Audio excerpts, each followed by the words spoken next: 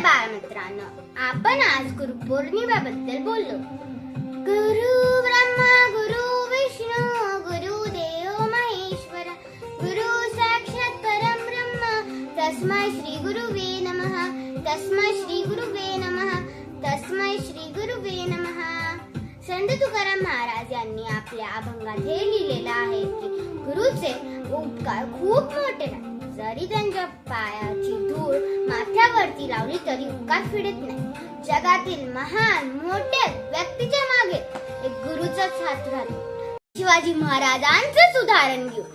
माता जिजाऊंनी त्यांना चांगले संस्कार नसते लावले आणि दादोजींनी त्यांना लीडरशिप युद्ध कला आणि शिस्त नसलं शिकवलं तर आज छत्रपती शिवाजी महाराज घडले नसते. सचिन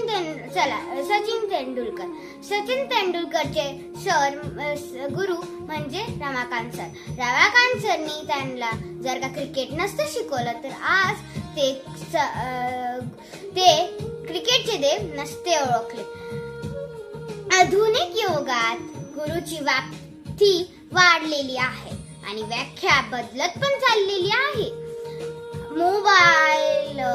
मोबाईल AI कम्प्युटर हे सगळेच गुरुच झाले. आणि जे स्कूल मध्ये राहतात, सोसायटी मध्ये राहतात आणि घरी राहतात ते पण गुरुच झाले. मोबाईल AI कम्प्युटरचा आपण जर का चांगला वापर केला तर आपल्याला त्याचे चांगले फळ भेटेल आणि वाईट वापर केला तर वाईट फळ. कारण ज्ञान मिळवण्यापेक्षा ज्ञानाचा कसा वापर करायला पाहिजे यालाच महत्त्व आहे. धन्यवाद. थँक्यू.